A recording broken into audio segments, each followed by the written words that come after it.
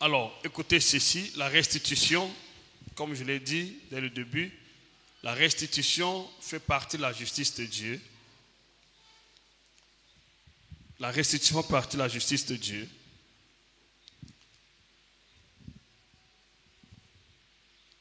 Elle est un volet. Elle est un volet.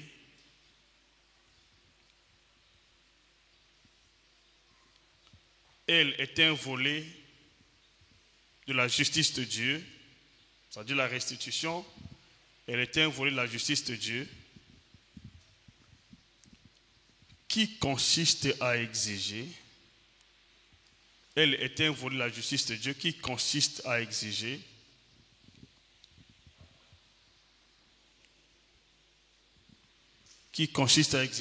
au voleur,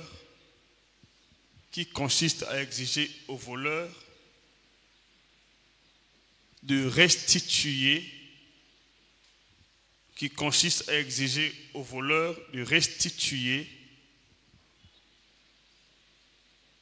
au septuple, pas au centuple, au septuple, ce qu'il a volé.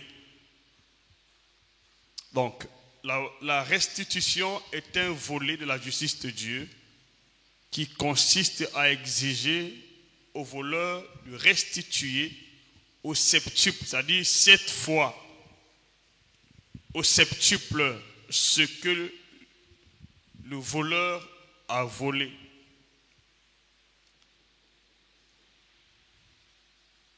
Alors, écoutez ceci, c'est une justice de Dieu. Alors, Dieu ne peut pas te faire justice aussi longtemps que toi, tu es ignorant de ce droit.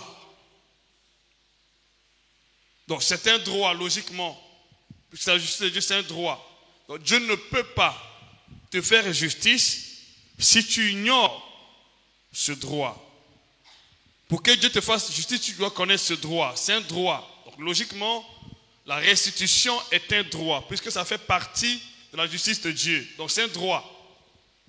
Donc, de la même manière que Dieu nous a rachetés, parce que le rachat qui est contenu dans la rédemption, le rachat est dans la rédemption.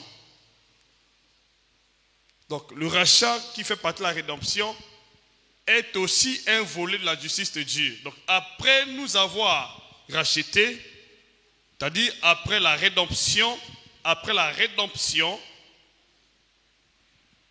Dieu nous justifie, ce qu'on appelle la justification. Donc, après la rédemption, Dieu nous justifie, c'est-à-dire la justification. C'est aussi un volet de la justice de Dieu. Donc, il y a premièrement la rédemption. Après nous avoir rachetés, ou après la rédemption, Dieu nous accorde la justification, qui est aussi un volet de la justice de Dieu, qui consiste à justifier la personne qui était condamnée, la personne qui était sous une condamnation. Quand Dieu te rachète, il te justifie. Donc, après la rédemption, nous avons la justification qui fait partie des volets de la justice de Dieu. Et après la justification, nous avons l'adoption. Donc, quand Dieu t'appelle, il te rachète. Donc, l'on parle de la rédemption. Il te justifie. Là, on parle de la justification. Lorsque Dieu t'appelle, c'est un cheminement. Dieu t'appelle, tout comme m'appelait. Il te rachète. Dans ce qu'on parle de la rédemption. Il te justifie. Dans ce qu'on parle de la justification. Afin que plus personne ne te condamne. Donc, il le rachète, c'est-à-dire la rédemption. Il le justifie, c'est-à-dire la justification. Et il adopte. Et quand il t'adopte, il fait de toi son enfant. Là, on parle de l'adoption.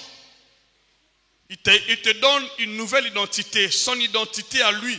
Tu deviens enfant de Dieu. Il t'adopte, tout comme il m'a adopté. Et dès lors que Dieu t'adopte, tu l'appartiens de droit. Tu deviens son enfant. Et quand tu deviens l'enfant de Dieu, Dieu, dans ce cas, qu'est-ce qu'il fait?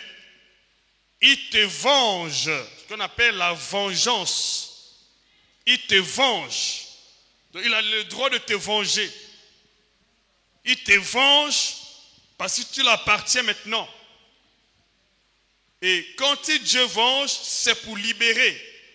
Dieu venge pour libérer son peuple qui était sous l'oppression. Et lorsqu'il te libère, on parle de la libération. La libération, c'est aussi un volet de la justice de Dieu. Et lorsque Dieu te libère, il ne peut pas laisser ce qui t'appartient dans le camp divers. Lorsque Dieu te libère, la libération, dès lors que Dieu te libère, qu'est-ce qu'il fait? Il leur donne la restitution. La restitution, il leur donne la restitution, qui est aussi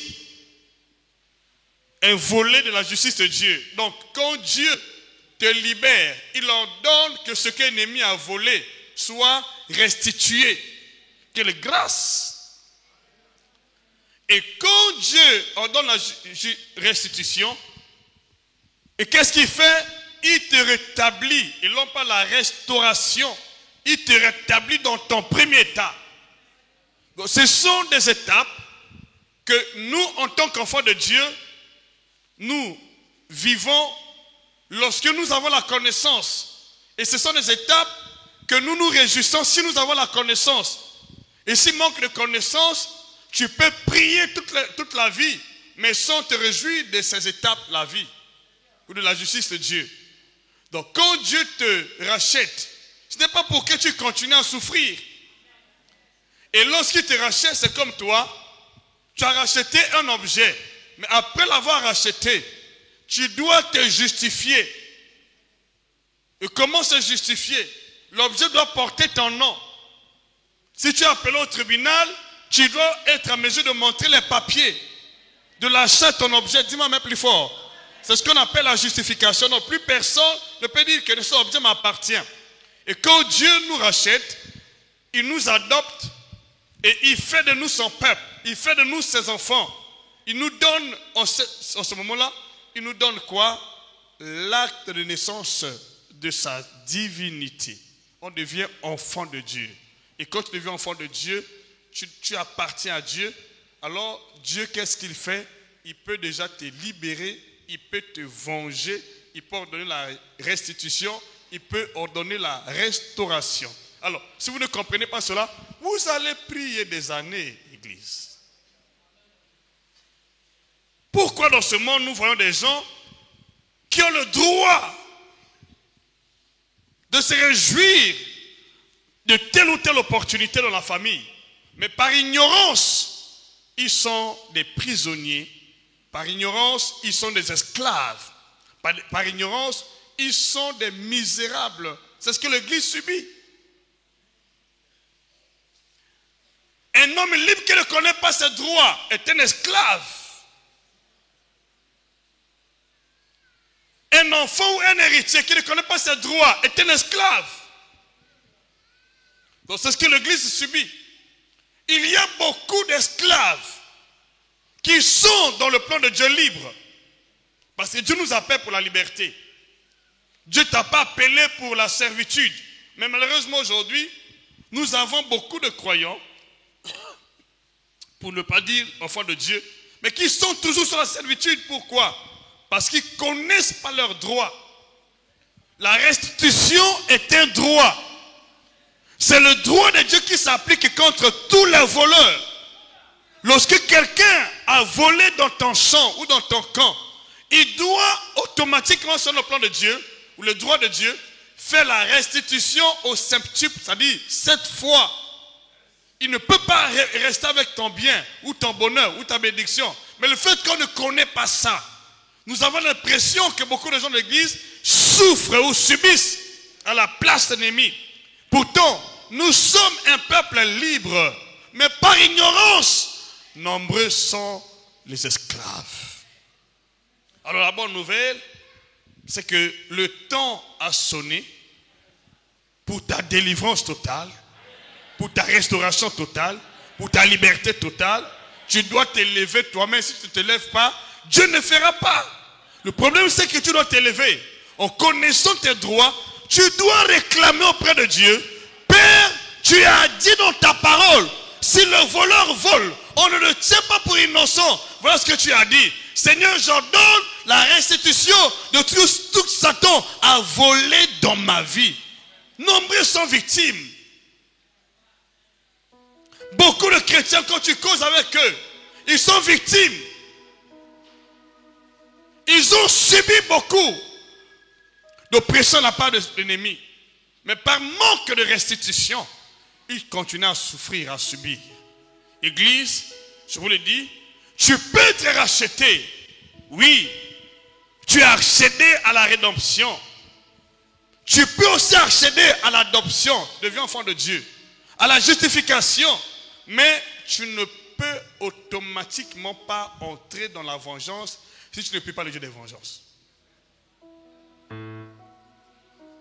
Tu ne peux pas accéder à la libération si tu ne demandes pas à Dieu de te libérer.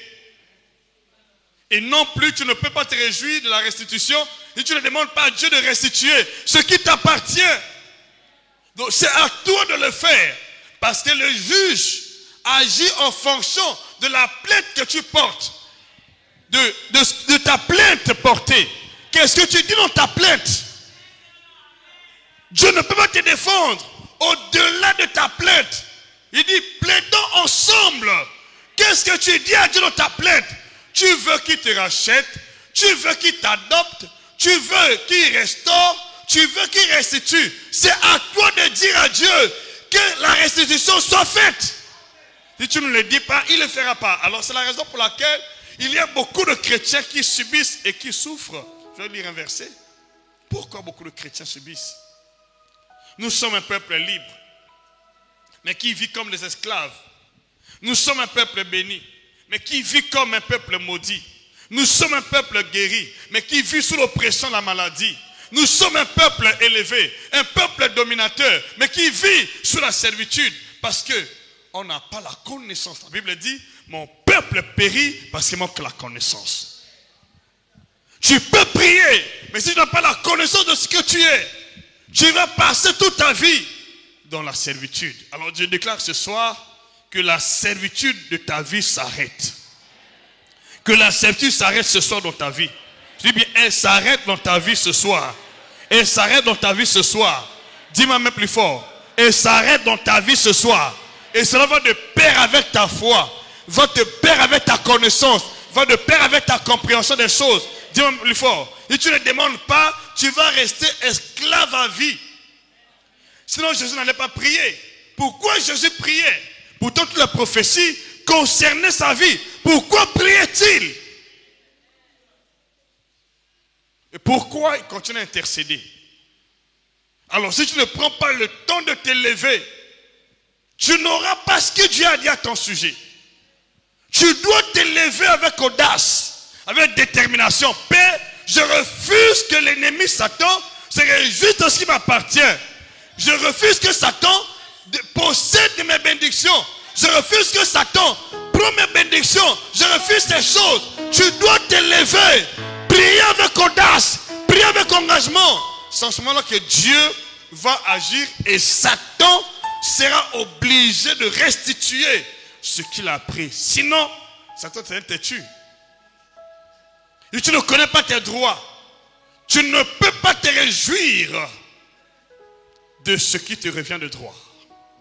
Il faut connaître d'abord qu'est-ce que la restitution, pourquoi la restitution et comment la restitution opère. Comment activer la restitution dans la vie. Comment activer la restitution dans la vie. J'espère que nombreux d'entre vous ont eu à témoigner.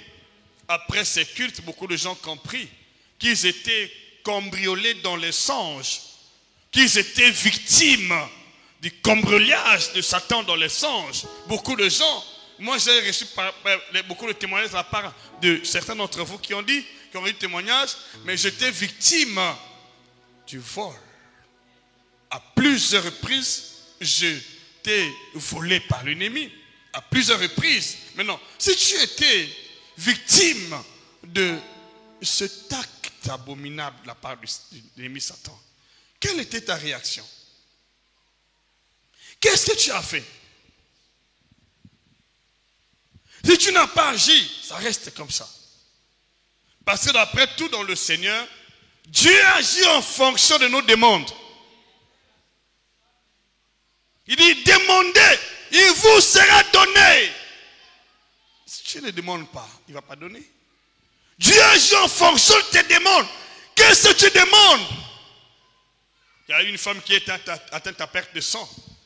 Mais c'est elle qui a pris l'engagement en disant, si je puisse me toucher ses vêtements, je serai guéri. Mais pourquoi Jésus n'a pas guéri tout le monde qui était malade? Tu peux prier ici dans cette église, mais l'autre peut témoigner, mais si tu n'as pas la connaissance, tu restes dans le même état. C'est ton esprit d'éveil qui fera que tu sois distingué des autres. Ce n'est pas le fait de prier dans la même église. Ce n'est pas le fait d'être parti ou membre d'une église donnée. Quel est ton engagement? Quelle est ta conviction? Qu'est-ce que tu penses? Sinon, tous les fils d'Israël seraient peut-être bénis au même niveau d'autorité, de bénédiction. Mais la différence se trouve à le fait qu'on n'a pas tous la même compréhension. Comment tu comprends ces choses? Et je vous dis, Satan, c'est comme, je peux dire, c'est un juge unique qui n'a pitié de personne. Et Satan n'aime pas que vous connaissiez vos droits. Satan n'aime pas que l'homme connaisse ses droits et réclame ses droits. Parce que, vous savez, quand tu fais pression à Dieu, Dieu fait pression sur Satan.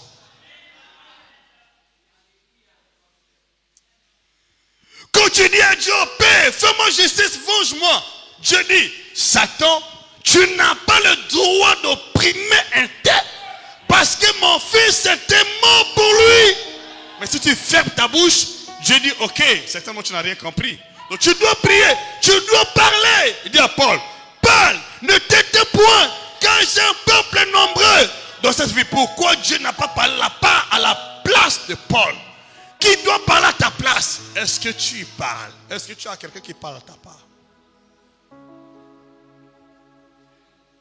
C'est la raison pour laquelle beaucoup de chrétiens vivent le sort qui est réservé à Satan. Beaucoup de chrétiens subissent à cause de l'ignorance ou de l'incrédulité de leur cœur. Le fait n'est pas d'aller à l'église. Qu'est-ce que tu dis à Dieu dans tes prières? Qu'est-ce que tu réclames auprès de Dieu? Parce que Dieu nous fait justice en fonction de nos droits en tant qu'enfants de Dieu. Tu dois connaître quels sont mes droits auprès du Seigneur. Quels sont tes droits auprès de tes parents? Quels sont tes droits auprès de tes parents? Pourquoi, voilà, pourquoi la parabole du fils prodigue? Pourquoi le frère aîné n'a pas reçu l'héritage? Ils sont deux fils dans un foyer. Leur père a des richesses, des biens. Mais à la grande surprise, c'est le cadet qui a reçu sa part d'héritage. Mais le frère aîné était là. Le frère aîné n'a rien reçu, bien qu'il soit héritier. Parce qu'il n'a pas demandé, il n'a pas osé. Tu dois oser. Tu dois oser. Tu dois oser demander. Sinon tu vas être comme le pauvre Lazare. Mais je déclare sur ta vie, tu n'es pas le pauvre Lazare. Une postérité d'Abraham qui est mort et qui se trouve dans le sang d'Abraham, mais misérable dans ce monde. Tu veux sortir de cette dimension-là, de ce niveau de vie. Amen, plus fort c'est toi ici. Ce n'est pas ton mode de vie. Tu dois renoncer à ce mode de vie. Tu dois refuser ce mode de vie. Père, voilà ce que tu as dit à mon sujet. Qu'est-ce que Dieu a préparé pour nous, Église? Je dis toujours chaque jour, examine ta vie. Es-tu content ou contente de ce que tu vis? Qu'est-ce qui se passe-t-il dans ta vie, dans ma vie? Aujourd'hui, on n'a plus de distinction entre ceux qui prient Dieu et ceux qui ne prient pas. Et nous avons comme l'impression que les païens prospèrent plus que les croyants ou les fils de Dieu, les enfants de Dieu. Voilà, nous sommes nombreux ici. Tu peux compter dehors, là, il y a comme de voitures. C'est un peu de jeter un regard dehors, comme de voitures. Mais de motos. Nous sommes tous ici. On n'a pas assez de ceux qui sont propriétaires. Nombreux sont des locataires. Mais les païens sont des propriétaires. Ils nous font louer leur maison.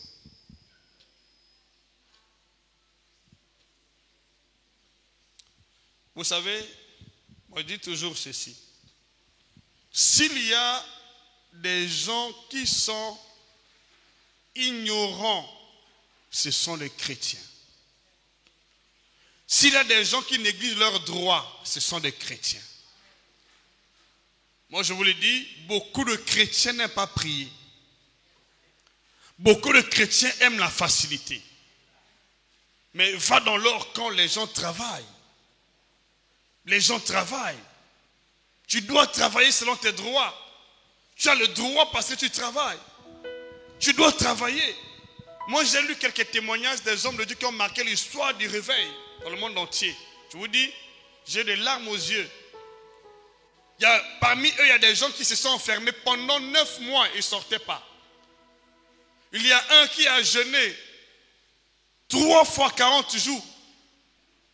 La 3e fois, Dieu l'a visité. Et quand Dieu le visite, il l'envoie auprès du président de l'Argentine. Le président de l'Argentine était un homme qui n'acceptait pas Dieu. Mais sa femme était malade. Sa femme était atteinte du cancer du sang, un truc comme ça. Mais Dieu l'envoie auprès de cet homme. Il dit, va voir le président tel. Il arrive en Argentine. Il dit, conduisez-moi chez monsieur un tel. Il dit, mais monsieur un tel, c'est un président. Il ne peut pas te recevoir comme ça, comme un homme ordinaire. Tu dois avoir un rendez-vous. Il dit, Dieu m'a dit que je dois aller le voir. Il arrive à l'entrée de sa résidence. On lui pose la question, monsieur, qu'est-ce que tu veux? Il dit, je veux voir le président. Comment? Tu viens de la part de qui? Il dit, de la part de Dieu. Il dit, lui, il ne croit pas en Dieu. Il dit, Dieu m'a dit que son épouse est malade. C'est moi qui dois prier pour son épouse. Ah, dis-moi amen ici. Amen avec assurance. Effectivement, l'officier de garde dit à l'homme de Dieu, avant de prier pour l'épouse de mon président, mon épouse à moi aussi est malade. Prie d'abord pour mon épouse. Si mon épouse est guérie, je vais te chercher l'audience auprès du président. Et l'homme de Dieu a prié pour l'épouse de cet officier de garde. Et sur le champ, l'épouse de cet officier était guérie. Oui. Et l'officier, quelques jours après, l'appelle en disant, vraiment, je crois que tu es un homme de Dieu parce que mon épouse est guérie. Il dit, je vais te chercher, je vais te prendre un rendez-vous avec le président. Et c'est ce qui a été fait. Il arrive auprès du président, le président le reçoit et dit, qu'est-ce que tu veux? Il dit, Dieu m'a dit de te dire de prier pour ton épouse qui est malade. Il dit, tu es sûr que ton Dieu là va guérir mon épouse? Il dit, oui, mon Dieu va guérir ton épouse. Je viens de l'Amérique. Et il a prié pour l'épouse du président. Et sur le champ, il était guéri.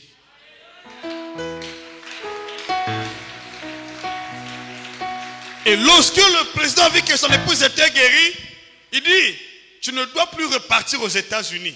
Tu dois séjourner ici pendant 3 mois. Je vais te disposer le stade. Tu vas prier pour les gens, pour les malades, parce que notre pays est affecté par des cas de maladie. On a plein. Et on lui a préparé le stade. Pendant 3 mois durant, il y a eu des guérisons extrêmes. Des guérisons sur guérisons. Et je prie que la même grâce repose dans cette assemblée. Dis-moi même plus fort. Que la même grâce repose dans cette assemblée. Parce qu'il avait compris ses droits. Et quand il quitte l'Argentine, Dieu lui envoie. Dieu l'envoie plutôt en Russie. Il dit, en ce temps c'était l'URSS, il dit va. Et il va rencontrer qui? Le président, comment on l'appelait, le président de la Russie en ce temps-là, je ne connais pas. C'était un dictateur. Il n'acceptait pas que la Bible rentre ou pénètre sur la terre de la Russie. Dans ce temps-là, ça doit être Staline. Mais le monsieur vient et dit, Dieu m'a envoyé vers toi. Et la femme aussi de ce monsieur était malade. Il a prié pour la femme du monsieur. C'est en ce moment-là qu'on a accepté que l'URSS croit en Dieu, celui que nous servons aujourd'hui. Tu sais pourquoi jusqu'à aujourd'hui, ta famille ne croit pas en toi?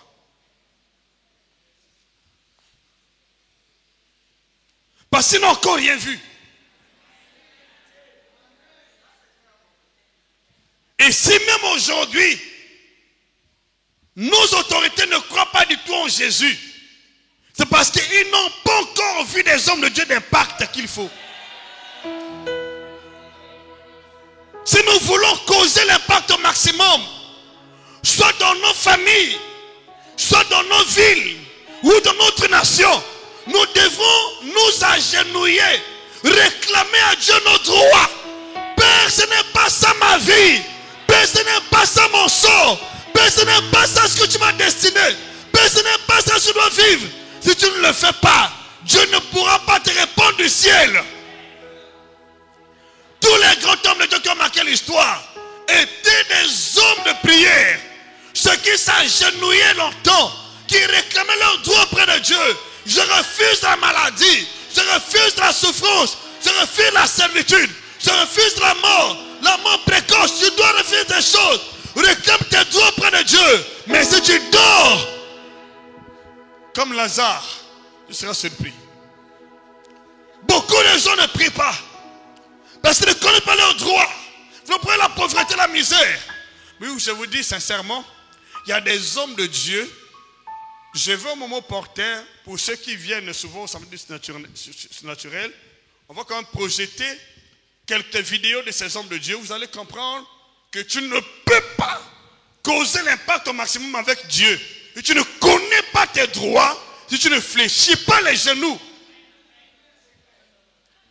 Beaucoup de chrétiens aiment être bénis, mais ils oublient le chemin. Ils ne le font pas du tout. Si Jésus, qui est fils de Dieu, a disposé le temps de jeûner 40 jours, 40 nuits, pour voir le surnaturel se manifester dans ta vie, alors qui es-tu et qui suis-je? Ce qui nous manque aujourd'hui, c'est la vie de prière, c'est l'incrédulité, c'est la négligence. Tu peux faire l'appel. Vous pouvez programmer un jeûne, une prière, mais tu vas compter quelques têtes. Mais quand tu finis le jeûne de prier, allô papa, je suis malade. Allô papa. Tu ne seras pas libre parce qu'un homme de Dieu a prié pour toi.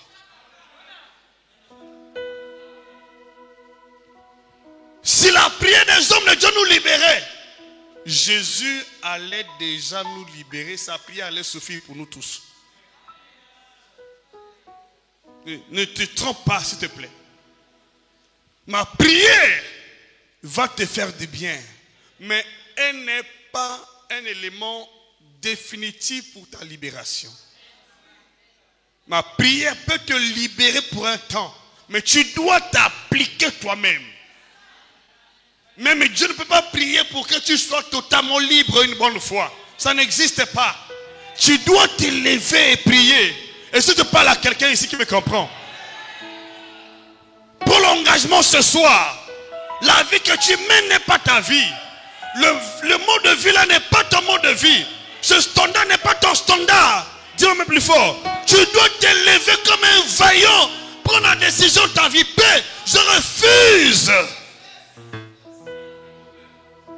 Je refuse. Je refuse Jusqu'ici, ma soeur, mon frère, je dis que tu n'as pas encore commencé à prier. Tu pries combien de temps? Tu pries pendant combien de temps? Tu fais une courte prière de 5 minutes. Une courte prière de 2 minutes. Juste les actions de grâce. Mais la véritable action de grâce doit couronner la prière que tu as eu à faire. Prends la décision là où tu es. Si tu ne te lèves pas pour la restitution, tout ce qui te revient là sera bénéfice de l'ennemi. Beaucoup de chrétiens font bénéficier Satan.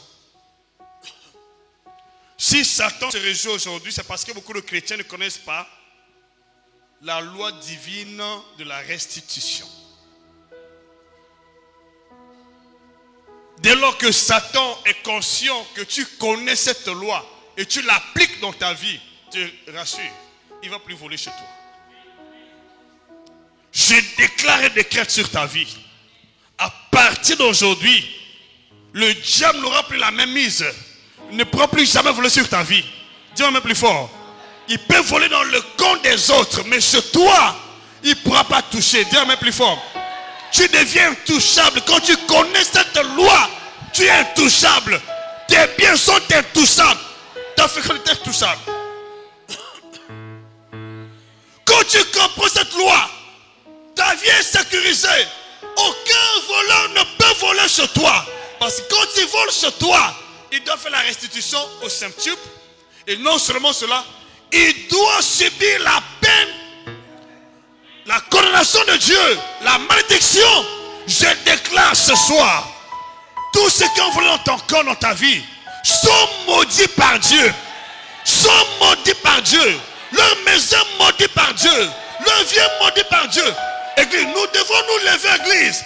On doit se lever, revendiquer la restitution. On doit se lever, prier Dieu de confirmer sa parole à l'endroit de ceux qui volent, des cambrioleurs.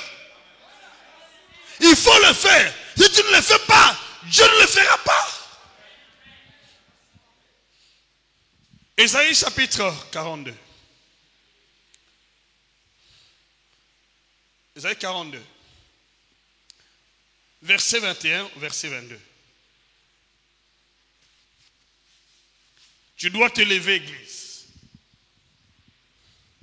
Tu dois comprendre ces vérités. L'Éternel a voulu, pour le bonheur d'Israël, publier une loi grande et magnifique. Quelle est cette loi grande et magnifique? Pour le bonheur d'Israël, pour le bonheur d'Israël, l'Éternel a voulu. Il a publié une loi grande et magnifique. Pour le bonheur. Quelle est cette loi que Dieu a publiée pour notre bonheur? Verset 22. Et c'est un peuple pillé, dépouillé. On les a tous enchaînés dans les cavernes, plongés dans les cachots. Ils ont été mis au pillage et personne qui les délivre. Dépouillés et personne qui dise restitue, restitue. Il n'y a personne. Donc la loi que Dieu avait publiée est la restitution. Mais personne ne dit restitue. Personne se lève. Le fait que personne se lève, le peuple est toujours pillé, dépouillé, enchaîné dans les cavernes, plongé dans les cachots. Parce qu'il n'y a personne qui se lève. Pourtant, Dieu a voulu pour notre bonheur. Il a publié une loi. Mais quelle est la loi? La restitution. Mais qui réclame ce droit? Qui réclame le droit? Église. Nous souffrons au Congo ou partout dans les églises parce qu'on ne connaît pas nos droits. Et beaucoup sont des feignants. Ils n'aiment pas prier. Dieu a ses lois. Ton père peut être magistrat. juge. Mais pour qu'il intervienne dans ton cas, tu dois poser ton problème. Il faut porter plainte. Mais c'est les juges. Et tu dois porter plainte. Tu dois porter plainte. Sinon, il n'agit pas. Tu dois te lever, papa. Un tel m'a froissé. Un tel s'est abusé de moi. Tu dois porter plainte. Si tu ne le fais pas, ton père ne fera rien. Je prie que ce soir, que tes plaintes soient reconnues par Dieu. Tes plaintes soient certifiées par Dieu. Que Dieu se lève dans ta vie. Qu'il intervienne et l'agisse. Là où l'ennemi avait volé dans ta vie, Dieu va ordonner la restitution. Dis mais plus fort. Tu dois te lever, donner la restitution, ordonner la restitution. Tu vas voir ça s'accomplir. Si tu ne te lèves pas, rien ne va se manifester. Donc c'est à toi d'agir. Si tu croises les mains, rien ne se manifeste. Je veux que nous reprenons ce verset par la grâce de Dieu. Reprenons verset 21. J'aimerais que vous compreniez ce verset. Quelle est cette loi? L'Éternel a voulu, pour le bonheur d'Israël, publier une loi grande et magnifique. Il n'a pas dit publier des lois. Une loi grande et magnifique pour le bonheur d'Israël. C'est un peuple pillé, dépouillé. On les a tous enchaînés dans des cavernes, plongés dans les cachots. Ils ont été mis au pillage et personne qui ne les délivre. Dépouillés et personne qui dise restitue. Personne. Et quelles sont les conséquences? Je peux vous dire, c'est la raison pour laquelle beaucoup de chrétiens sont dans les cachots. Beaucoup de chrétiens sont dans les cavernes, plongés, enchaînés. Parce que personne ne se lève. Personne ne se lève. Mais je prie que tu sois parmi ceux qui se lèvent. Que tu sois parmi ceux qui se lèvent. Tu dois te lever pour que les cachots s'arrêtent. Pour que le pillage s'arrête. Pour que les cavernes s'arrêtent. Pour que les seins se brisent. Tu dois te lever. Tu dois dire restitue Satan. Restitue ce que je restitue. Il faut donner à Satan de restituer ce qu'il a volé. Qui est prêt à le faire ici? Qui dit restitue? Pourquoi les gens passent d'église en église sans gain de cause? Parce qu'ils prient, mais ils ignorent les lois divines. Dieu ne peut pas te justifier. Dieu ne peut pas intervenir dans ta vie aussi longtemps que tu ne pries pas en fonction de ces lois. Le monde spirituel est un monde constitué de lois. Il y a une loi pour la prospérité. Il y a une loi pour l'élévation. Il y a une loi pour l'exercice de la prière. Donc, il y a des lois dans le monde spirituel. Si tu ne connais pas ces lois, tu peux être là à l'église 2 ans, 3 ans, 4 ans, 5 ans, 10 ans, 20 ans. Rien ne change. Rien ne change. Mais je déclare ce soir que ta vie change, que ton histoire change. Tu dois connaître les lois de Dieu. Telle loi intervient dans tel domaine. Telle loi, c'est pour telle affaire. Telle loi, c'est pour telle affaire. Tu dois les connaître et les appliquer. Même la foi est une loi.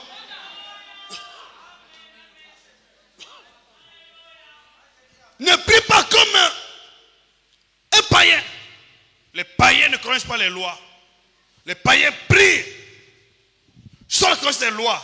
Ils citent les paroles, mais sans la connaissance des lois. Or, Dieu agit en fonction des lois. Dieu veille. Pourquoi Dieu a béni Abraham? Parce qu'Abraham était un homme qui connaissait les lois, connaissait les statuts. Il y respectait ces choses à la lettre. C'est pourquoi Dieu avait béni Abraham. Abraham connaissait lorsque son neveu Lot était enlevé par l'armée des rois de l'Orient. Abraham s'est levé. Abraham s'est levé. Abraham a vengé son neveu. Abraham a vaincu ses rois. Abraham a ordonné la restitution. C'était fait. Je prie ce soir pour toi qui s'élève. Tout ce qui t'appartient, qui était volé, est restitué ce soir. Je répète bien, pour toi qui s'élève, tout ce qui t'appartient, que Satan a volé, restitué ce soir. Tout ce qui s'est dans ton compte, dont ton compte est restitué ce soir. Ton commerce, tes finances, ta santé, ta fécondité, ton mariage, ton étoile, ton intelligence qui était volée, restitué ce soir. Tu dois t'élever pour que tu sortes de la prison des cachots. Il faut ordonner la restitution. Exiger la restitution. Il faut le faire. Et tu restes silencieux. Oh ma soeur, tu as dit que Dieu n'existait pas. Je dis, le temps est arrivé, église. Moi je veux maintenant que Dieu élève dans cette église une classe élite qui connaît prier, qui connaît plaider sa cause devant le Seigneur, qui refuse la médiocrité, qui refuse le mauvais sort, qui disent à Dieu, assez, c'est assez, assez, c'est assez, trop c'est trop, je refuse ce traitement, je refuse ce mauvais sort, je veux me réjouir de ce qui m'appartient, je me réjouis de ce que tu as fait pour ma vie. Je dois le faire. Il faut des gens qui s'élèvent. Il faut des gens, ma soeur. S'il te plaît, ne croise pas les mains. Quand les autres croisent les mains, sois un David, sois un Daniel. C'est la personne qui a la révélation, qui change son mode de vie, qui voit un changement. Ce ne sont pas des dormeurs. Non, ce sont ceux qui comprennent et qui prient. Oui, beaucoup de gens, vous savez, et c'est un peu faire le tour des églises congolaises. Tu as beaucoup d'assemblées remplies d'indigents. Mais la première église n'était pas remplie d'indigents. Comment cette église travaillait? Cette église était dévouée dans la prière. La Bible dit clairement, ils persévéraient dans l'enseignement, dans la fraction de pain, dans la communion fraternelle, dans les prières. Ils persévéraient. Ils n'ont pas prié pour quelque temps. Ils persévéraient. Si tu n'es pas encore arrivé à ce niveau-là, je dis, Satan se moque de toi. Je déclare ce soir que Dieu t'accorde l'esprit de prière. L'esprit de prière doit descendre sur ta vie. Tu dois prier comme Jésus. Tu dois prier comme les apôtres. Tu dois prier comme un véritable fils de Dieu. Afin que ton ciel réponde du ciel. Tu dois mettre tes pieds sur la terre. Beaucoup de gens sont en train de vivre les situations de vie d'une manière illégale. Les injustices de Satan, la maladie, le mauvais sort. Vous les acceptez inutilement. Vous ne les méritez pas. Tu ne mérites pas ça. Ce n'est pas ta vie. Comment tu fais des années, tu pries. Attention. Moi, je te demande une chose. Avec Dieu, il n'y a pas d'à peu près. Que ton oui, que ton non. Ce qu'on ajoute. Avec Dieu, c'est comme les mathématiques. Si tu mets plus à la place de moins, tu as raté ton équation. Il faut prendre au sérieux. Il faut prendre au sérieux avec Dieu. Que ton non soit non. Quand tu mets oui à la place de non, ça fausse l'équation. Est-ce qu'il faut comprendre? Je veux que ce soir, la personne qui veut être libre, qui veut vivre le bonheur que Dieu a préparé pour sa vie, le bonheur doit s'attacher à cette loi de la restitution qui m'a dit alléluia.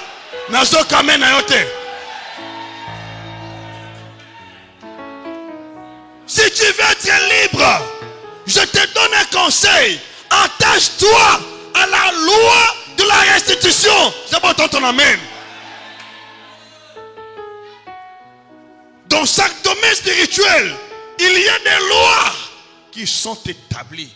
Et Dieu nous fait droit en fonction de ces lois. Tu veux la prospérité, il faut connaître la loi de la moisson et des semailles. Tu veux la guérison, il faut connaître la loi de la foi. Tu veux la liberté, connais la loi. La loi, tu veux le bonheur, connais la loi de la restitution.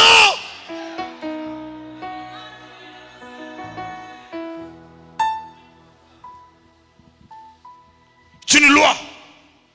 La restitution est une loi divine qui exige à Satan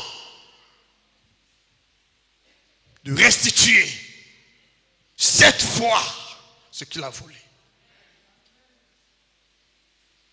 7 fois.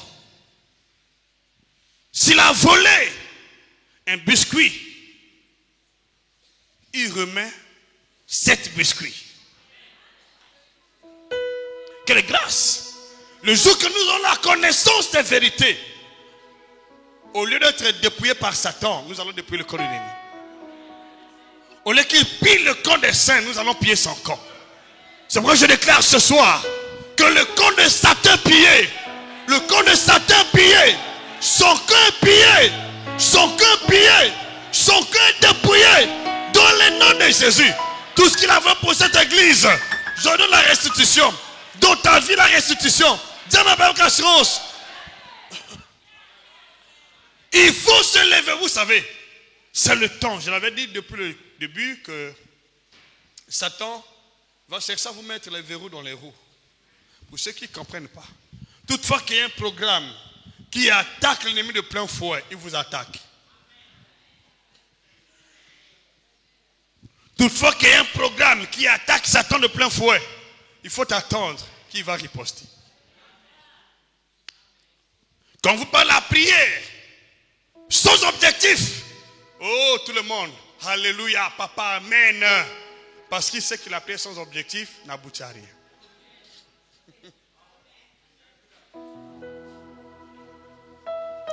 Mais quand tu comprends le message, il va te mettre les verrous dans les roues. Je déclare ce soir que tous les bâtons mis dans tes roues ou dans tes pieds soient brisés. Durant ce programme, je brise les verrous mis dans les roues. Au nom de Jésus, je brise le programme que Satan place devant toi. Je brise les occupations humaines. Au nom puissant de Jésus, je vous libère des occupations humaines. Comme ça que Satan travaille. Quand Satan trouve que ses intérêts sont menacés, il va faire un obstacle pour vous empêcher d'y arriver et d'y prier. Remarquez bien, lorsqu'il a trouvé que Jésus était devenu un obstacle pour sa vie, qu'est-ce qu'il est venu faire? Il vient au désert tenter. Beaucoup de gens, jusqu'ici, n'ont pas encore compris que chaque domaine de la vie prospère en fonction de la pratique, la mise en pratique des lois. Il faut la mise en pratique des lois. Mais dans ton foyer conjugal, et tu n'obéis pas à ton époux, tu ne vas pas prospérer. Il faut qu'il ait un terrain d'entente. Qui est prêt ce soir? Carmélie. Qui est prêt ce soir? Qui est prêt ce soir? Qui est prêt à engager la restitution? Qui est prêt ce soir? Qui est prêt ce soir? C'est toi qui m'as plus fort. Qui est prêt ce soir? Dis Père, je m'engage à partir de ce soir d'exiger à Satan de faire la restitution de ce qu'il a volé dans ma vie. Dans le nom de Jésus, dis m'amène avec assurance. S'il a volé ta santé, il va restituer. S'il a volé tes enfants, il va restituer. S'il a volé ton étoile, il va restituer. C'est à toi de le faire. C'est à toi de le faire. C'est à toi de le faire. Je peux entendre ton amen. C'est à toi de le faire. C'est à toi de le faire. C'est à toi de le faire. C'est à toi de le faire. C'est à toi de le faire. Ce jour-là, je vous avais demandé de dresser la liste de tout ce que vous avez remarqué que l'ennemi avait volé. Si tu en as adressé, c'est bon. Je veux que tu t'élèves aujourd'hui, ce soir. Tu vas ordonner la restitution. Oui, bien sûr, il y a des principes qu'il faut toujours observer avant d'engager ce combat. Je dis, premièrement, il y a la rédemption. Tu étais déjà racheté. Donc, après nous avoir racheté, Dieu nous a donné il nous a justifié. Et quand tu nous as justifié, il dit, il n'y a plus de condamnation pour ceux qui sont en Christ. Parce que nous sommes justifiés. Et après avoir justifié, il nous a adoptés, a donné un nouveau statut. Il a changé le premier statut. Il a fait de nous ses enfants. Nous avons maintenant le statut nouveau d'enfants de Dieu. Et quand il nous a donné son nouveau statut, il a fait de nous son héritier. Et co-héritier de Christ, en ce moment, on devient son héritier. Et quand tu deviens l'héritier de Dieu, Dieu a le plein droit de te venger face à l'oppresseur. Quand quelqu'un te touche, il se lève, il frappe l'intéressé. Oui. Je déclare à partir d'aujourd'hui que tous ceux qui se sont empêchés de toi, ceux qui t'ont touché, vont subir la vengeance de Dieu. Dans les noms puissants de Jésus, tu es justifié. Tu es justifié. Tu es justifié. Tu es justifié. Tu es justifié. Tu es justifié. Au nom de Jésus, tu es vengé. Tu es vengé. Tu es rétabli. Tu es libéré. Tu es libéré. Tu es libéré. Tu es libéré. Et la restitution aujourd'hui, Dieu va restituer tout ce qu'on a volé dans ton camp. Sois prêt, ne désespère pas. Sois prêt. Qu'est-ce qu'on a volé? Prie avec confiance.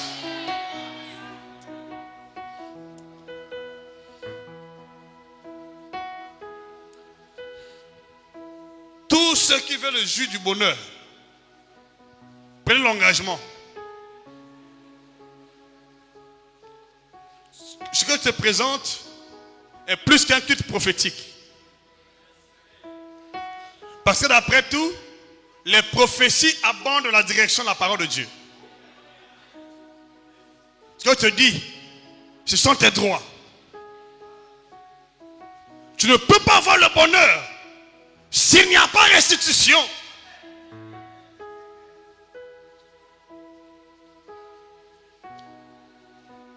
Souvent, beaucoup de gens récitent comme un verset. Oui, le bonheur, la grâce m'accompagnera. Ça fait comme les yeux que Dieu récite ça.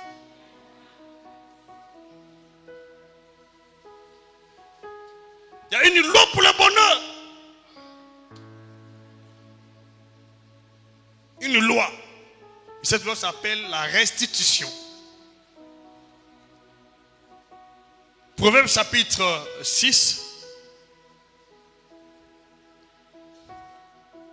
Proverbe chapitre 6, verset 30 au verset 31. Dès lors que nous lisons ce passage, tu t'élèves. J'espère que tu as mis ta bouteille d'huile. On va te consacrer. Et tu vas ordonner la restitution. Exerce la restitution sur la liste que tu as dressée là. Tu vas citer les objets que tu as mentionnés dans ta liste. Et tu exiges la restitution. Je déclare avant la fin de ce mois, tu vas témoigner pour la restitution. Tous ceux qui sont fidèles, tous ceux qui croient ce message, je vous dis, vous allez témoigner la restitution. Parce que Dieu traite chacun selon ta foi. Tu dois d'abord croire, il te sera fait selon ta foi. Et tu n'as pas écouté comment Dieu va traiter ton cas. Comment? Impossible. Il traite chacun selon sa foi. Je vais lire le verset par la grâce de Dieu. Pendant que je fais la lecture, apprête ta bouteille d'huile et apprête la liste que tu as eu à dresser. Tu vas prier à base de ça par la grâce de Dieu. Proverbe chapitre 6. On ne tient pas pour innocent le voleur qui dérobe pour satisfaire son appétit. Quand il a faim, on ne tient pas pour innocent. Il n'y a pas d'innocence ici. La présomption d'innocence n'existe pas dans ce cas-ci. Donc, tous ceux qui ont dilapidé dans ta vie, tous ceux qui ont tendu la main pour voler, sont plaidés coupables. Je vais entendre amen. Je déclare ce soir que tes voleurs sont condamnés. Tous les voleurs de ta vie ou de cette église sont condamnés dans le nom de Jésus. Ils ne sont pas coupables, ils sont pas plaidés coupables. Ils ne sont pas innocents. Je déclare qu'ils sont condamnés. Ils sont tous condamnés. Je connais tous les voleurs qui ont levé la main contre nous, qui sont posés contre nous, qui ont volé dans ton corps, dans ta vie, dans ta maison, dans ton mariage. Je les condamne ce soir. Je les condamne la destruction. Je les condamne la malédiction. Je les condamne ce soir. Au nom puissant de Jésus. Ils ne sont pas innocents devant Dieu. Quelle grâce. Imagine, quand Dieu a déjà condamné, il n'y a pas d'innocent. Tu as vu qui dans ton songe? Il n'est plus innocent. Tout ce que tu as vu dans tes songes là, qui ont volé dans tes songes, qui ont volé ta fécondité, qui ont volé ton mariage, qui ont volé ton intelligence, qui ont volé ton étoile, qui ont volé dans ta vie, qui ont volé tes habits, tes vêtements, sont condamnés à la destruction, sont condamnés ce soir. Je le cache sur la terre. La terre, écoute-moi. Les cieux, écoutez-moi. Terre, écoute-moi. Cieux, écoutez-moi. Terre, écoute-moi. Écoutez-moi.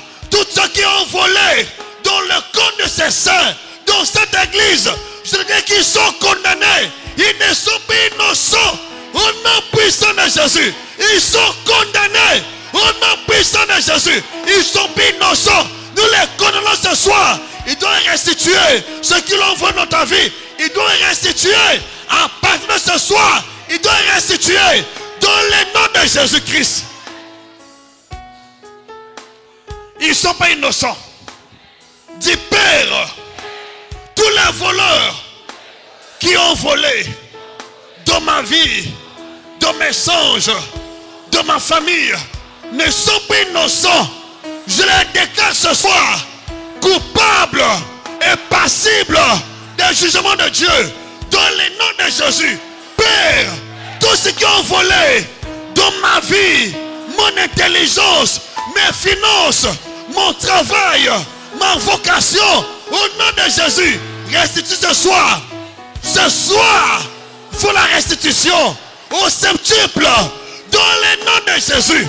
Dans le nom de Jésus.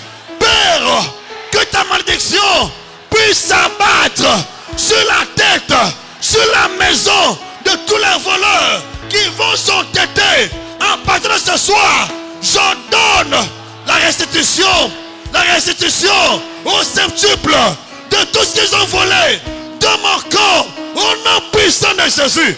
Dis plus fort amen. Vous allez voir ça dans votre sommeil, mais aussi physiquement. Ils vont revenir avec ce qui vous revient de droit. Ils vont revenir, pas avec ce qu'ils ont volé. Ils vont venir avec ce qu'ils n'ont pas aussi volé. Je déclare que leur maison soit dépouillée. Qu'ils soient dépouillés. Qu'ils soient pillés. Qu'ils soient dépouillés. Qu'ils soient pillés. Dans le nom de Jésus. À partir d'aujourd'hui, tu sors de leur cachot. Tu sors leur cachot. Tu sors leur prison.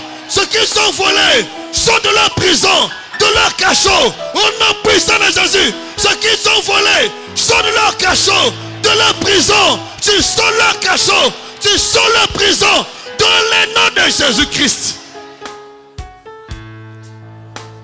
Quel mystère. La restitution nous fait échapper des cachots de l'ennemi. Nous fait échapper des prisons de l'ennemi. Si tu comprends ce mystère, Satan ne veut pas de la restitution. Il veut que le peuple de Dieu ignore ce chapitre. Mais je déclare que ce chapitre ne soit pas un seul instant ignoré dans ta vie, ni personne oubliette. Dans le nom de Jésus, que le souvenir de cette prédication remonte chaque instant, remonte chaque fois dans ton cœur. Dans le nom de Jésus, reçois la grâce. Je vous demande un conseil. Donne un conseil. Et tu veux vivre le bonheur dans ta vie. N'oublie pas ce chapitre, cette loi. Il y a des lois dans le monde spirituel. Des lois. Il y a des lois. Et Dieu agit en fonction des lois. Le Seigneur Jésus dit, je ne suis pas venu abolir la loi et les prophètes. Je suis venu accomplir la loi et les prophètes. Et Abraham était un homme béni parce qu'il respectait la loi et les prophètes. Qui a volé dans ta vie? Je déclare ce soir, il n'est pas plaidé innocent. Il est plaidé coupable. Il n'est pas innocent. Je les condamne dans le nom de Jésus. Ils sont condamnés. Ceux qui ont volé dans ta vie, ils sont condamnés ce soir. Sors ta bouteille d'huile, s'il te plaît. Nous allons bénir la bouteille d'huile. On va te consacrer. Le verset que je vais utiliser est celui-ci. Avant de revenir sur le passage qui a fait l'objet de notre prière ce soir, vous avez Psaume 89, verset 21 au verset 24. Dieu dit, j'ai trouvé David mon serviteur. Je l'ai oint de mon huile sainte. Ma main le soutiendra. Mon bras le fortifiera. L'ennemi ne le surprendra pas. Je craserai sous ses pieds ceux qui l'haïssent. Je déclare ce soir par la grâce de Dieu que l'huile que tu as amenée soit bénie. C'est l'huile de la restitution. Cette huile est bénie. C'est l'onction d'huile sainte. Cette huile est bénie. Dès lors que cette huile touche sur ta tête, les mêmes paroles déclarées à l'endroit de David devient ton héritage. Au nom puissant de Jésus. À partir d'aujourd'hui, là où Dieu a parlé de David, c'est toi. Dieu t'a oint de ton huile sainte. Tu es oint de l'huile sainte. Tu es oint de l'huile sainte. La main de Dieu te soutient. Son bras nous fortifie. Son bras te fortifie. Son bras te fortifie. Il frappe tes adversaires. Il écrase ceux qui t'haïssent. Il frappe tes ennemis. À partir d'aujourd'hui, il frappe tous les voleurs spirituels, les voleurs physiques, les voleurs spirituels, les voleurs mentaux qui ont volé dans ta vie. À partir d'aujourd'hui, il faut la restitution. Ils sont frappés à la place. Je parle, le ciel et la terre m'écoute. Dans le nom de Jésus, tous les voleurs sur cette terre, dans le séjour des morts, partout ailleurs, qui ont volé dans ta maison, qui ont volé tes objets, tes bénédictions, à partir d'aujourd'hui, sont frappés. Je leur ordonne de faire la restitution dans le nom de Jésus. Lève-toi là où tu es. Réduis ta tête.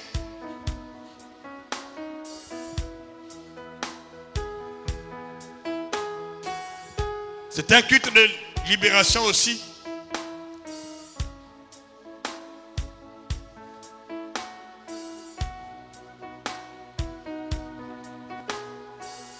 Nous repartons dans Proverbe chapitre 6, verset 31. Prends ta liste, la liste que tu avais dressée.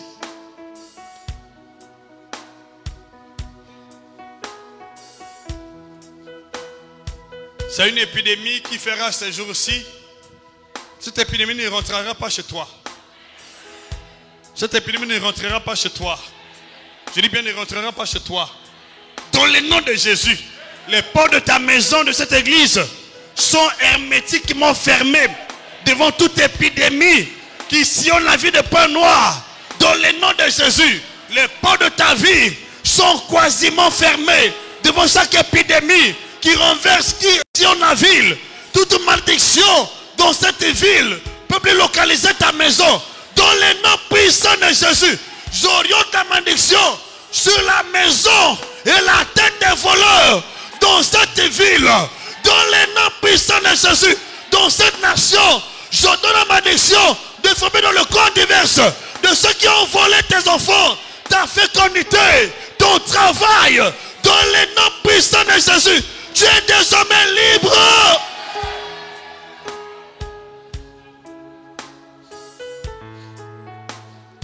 Écoutez ce que le Seigneur dit. Si on le trouve, on trouve qui? Qui est ce voleur? Vous connaissez, c'est le diable. Il vole les paroles, tu connais. Si on le trouve, qu'est-ce qu'il va faire?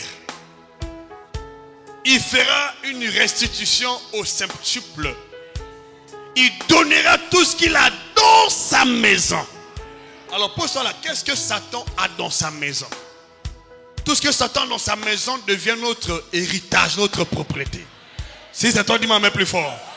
C'est pourquoi tu dois t'élever dans la restitution. Tu dois être béni. Dis Père, tu as dit, le voleur, c'est-à-dire Satan le diable, vient pour dérober, égorger et détruire. Mais tu es venu afin que les brebis aient la vie et qu'elle en abondance. Père, le voleur, c'est le diable. Je l'ai trouvé, la main dans la pâte. Seigneur, je déclare ce soir et à partir d'aujourd'hui, j'en donne la restitution au septuple, au nom puissant de Jésus.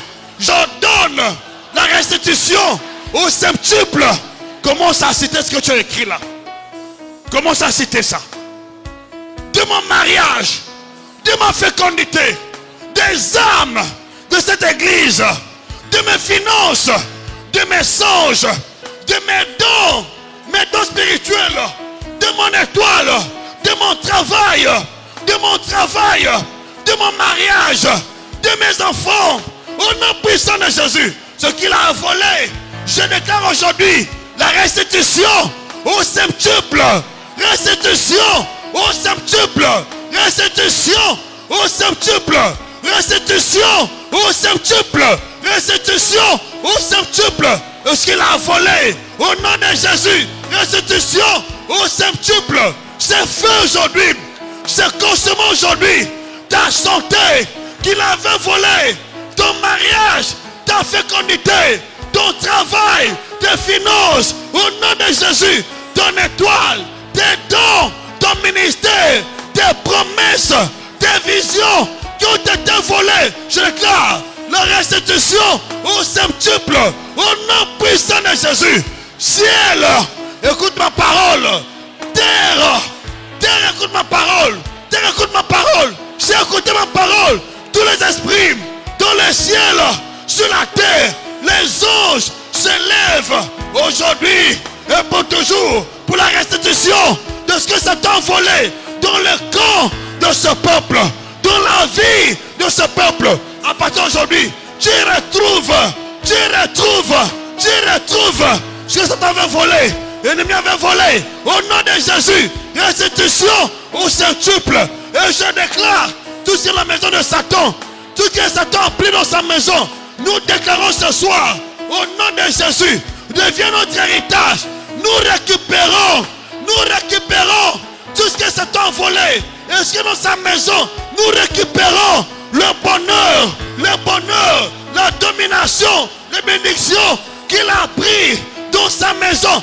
Nous récupérons les étoiles, les enfants qu'il a pris. Nous récupérons dans sa maison, au nom de Jésus, sur la terre.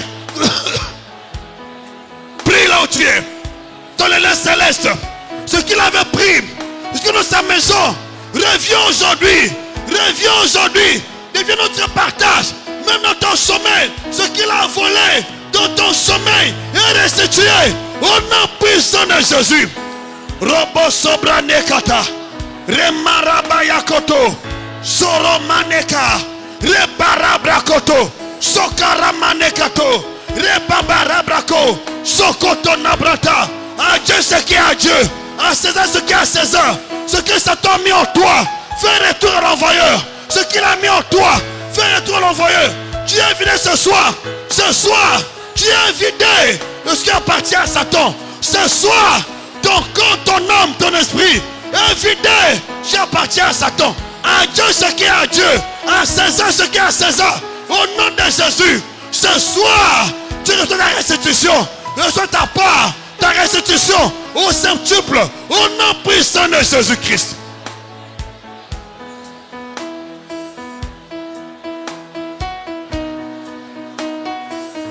Reçois ce soir ta restitution. Reçois ce soir ta restitution. Reçois ce soir ta restitution. Tout ce que Satan a semé dans ta vie, fais retour dans son camp. À Dieu ce qui est à Dieu, à César ce qui est à César. À partir d'aujourd'hui, ce qui est à César repart dans son camp. Ce qui est à Dieu revient dans notre camp. J'appelle aujourd'hui ce qui est à Dieu, qui est dans le camp de Satan. Nous récupérons ce qui nous revient. Nous récupérons nos bénédictions, nos étoiles, nos richesses, nos visions, nos dons, nos prospérités. Au nom puissant de Jésus-Christ. Merci Père. Sois élevé ce soir. Sois exalté. Je m'ai caché par le nom de Jésus. Je m'ai caché par le nom de Jésus. Tout ce que tu as écrit, c'est fait. Tu as reçu la restitution de tout ce que tu as écrit.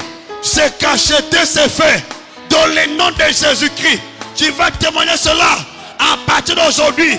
Mais dans ton sommeil, Satan n'a plus la paix. Tes voleurs n'ont plus la paix. Ils n'ont plus de repos. Au nom puissant de Jésus. Dis plus fort Amen. Dis Amen avec acclamation là où tu es.